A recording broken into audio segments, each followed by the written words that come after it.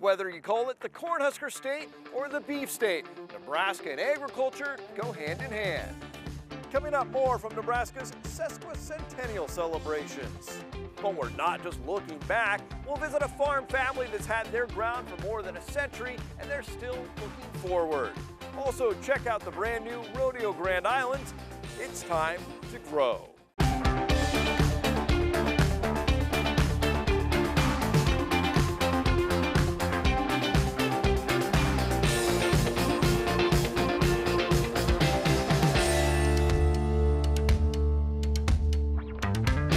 It's Nebraska's big birthday. More on the history of agriculture in the state in just a moment. But we start with waters of the U.S., which appears to be headed down the river. Congressman Adrian Smith watched as the president signed an executive order which would require the EPA to review the Obama-era rule that redefined which bodies of water are protected under the Clean Water Act. At the signing, the president called the rule one of the worst examples of federal regulation. The congressman agrees. Waters of the U.S. is a dangerous overreach. It gives the EPA the power to dictate local land use decisions in farming practices nationwide. Since the rule's introduction, Nebraskans have certainly expressed deep concerns about federal agencies having control over the water puddles and irrigation ditches on their properties.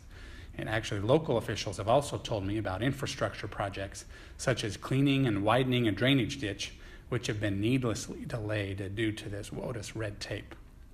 The Obama administration refused to listen to the concerns of agriculture producers. I'm glad President Trump is listening. His order to reset WOTUS is a victory not only for farmers and ranchers, but for all Americans eager for regulatory relief. Nebraska Farm Bureau praised the president's executive order, as did Senators Ben Sasse and Deb Fischer. On this program, we focus on agriculture now and where it's headed. But we also take a look back at history as Nebraska celebrates its sesquicentennial. Hoofbeats pay tribute to the past. Her name is Willow. She's my sister's horse. From Gothenburg and Cozad, Glenville and Pauline, riders and their horses carry a link to the past, proclaiming statehood for Nebraska. It's a copy of the March 1st, 1867 one. 150 years later, Nebraska celebrates its sesquicentennial.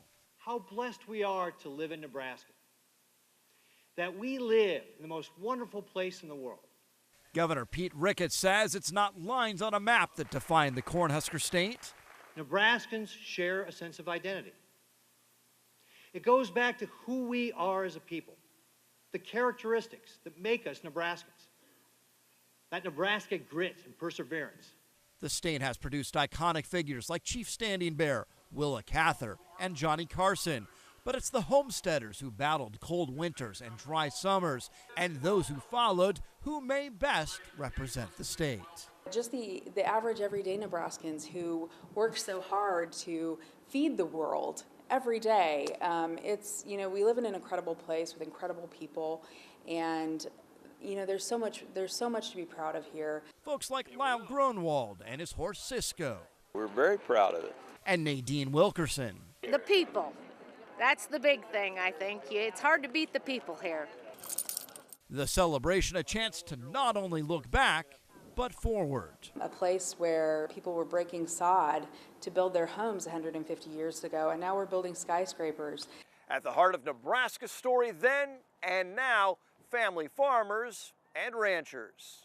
We've been working on this project for over 2 years, but really the bulk of the writing happened within the last 6 months. So the research, we spent a lot of time in Grand Island doing particular parts of the story, but we tell stories from Scottsbluff to Saunders County and every place in between. We're so many generations removed from the family farm, but we know that we could go back and look at your history and find a connection to Nebraska agriculture.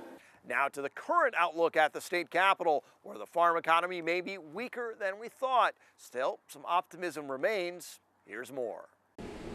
It's a world crop anymore. He's seen highs, and Bill Schuster has seen lows, and that's just the last few years. It isn't like it was a few years ago when it was $6, $7, $8 corn. The golden goose that laid those eggs has left the building. Farmers attending the Aurora Cooperative annual meeting just hope prices they get for their corn don't go any lower. There's no guarantee. I think we're going to have another tough year ahead of us. This farmer hopes to catch a rally and sell some of his crop from last fall, and hopes for better prices as he contracts ahead. If you're going to be a farmer, you always have to be optimistic. And I think we're to the point where we had low enough corn prices for a couple of years now.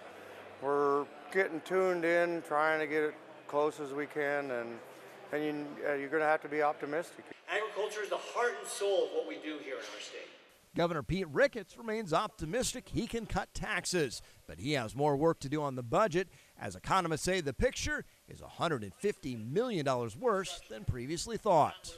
And when farming comes down, it ripples through our entire state, and we see that in the state revenues. Farmers say it takes a team. One place they turn, their local co-op. When it gets tough out there or things get narrower, it's really our job to really help them get through it, come alongside them, fight right alongside them. We take it very seriously. Bill Schuster says he'll take that help.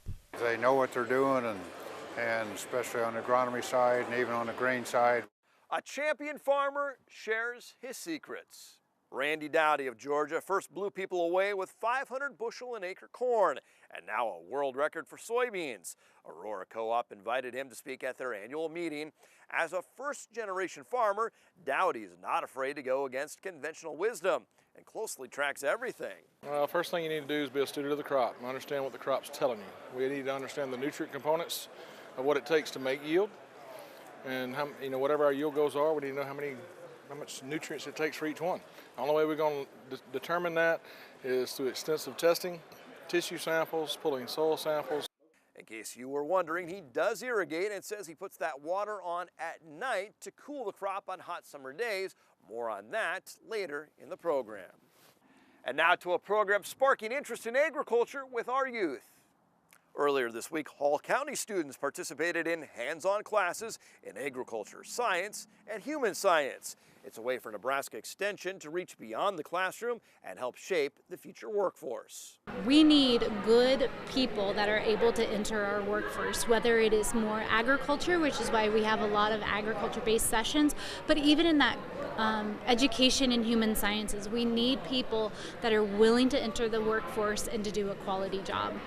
Students rotated through a variety of sessions. Some included wind power energy and byproducts, as well as more specific agricultural science sessions. The voice of rodeos across Nebraska and the nation has gone silent. North Platte native Hadley Barrett has passed away. According to our news partners at KRVN, Barrett died from heart failure at a hospital in Denver. Barrett worked his hometown Buffalo Bill Rodeo for more than 30 years. Every announcer is compared to Hadley Barrett, and Hadley, despite that, was one of the most kind, generous, compassionate human beings that you would ever meet. Barrett is a Pro Rodeo Hall of Famer and four-time PRCA Announcer of the Year. He told us 2 years ago he got his start back in the 1950s at NTV's Axtell Studios as part of the Midwest Jamboree. Hadley Barrett was 87. Roping and riding their way to glory, it's the first ever Rodeo Grand Island. Things kicked off Thursday with a ranch rodeo. Here's more. You can see the adrenaline moving out here in the arena when those guys are roping. And for some cowboys, this is what a day off looks like.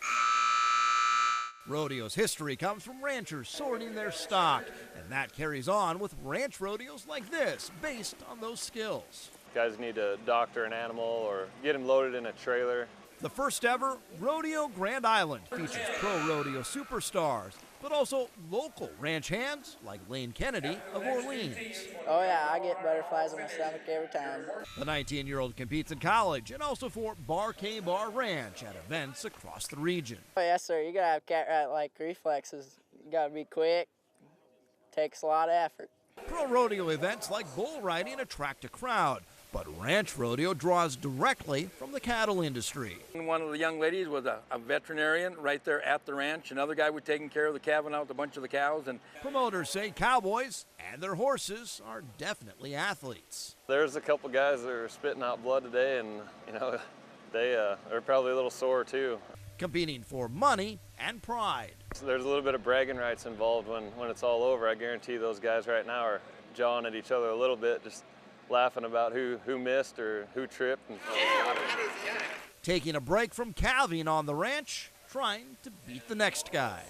Agriculture is often thought of as man's work, but we know better. Many came together for the recent Women in Agriculture Conference. Some of the topics include how women are the heart of the farm, financial and personal stress while managing the farm, tax planning, handling expenses, and the importance of continuing the Nebraska legacy of a family farm. The goal of the conference is to meet the needs of the growing population of women in agriculture and how their role is just as important as any man's. That's something that I think my husband and I will really apply to the future if we have kids, to make sure that we have that succession plan and that farm is able to stay within the family and we keep that family name on the mailbox when people go by for generations to come. Later, farmland in the same family for more than 120 years, they're not looking back, they're still looking forward. We'll meet them. Up next, our Grow interview.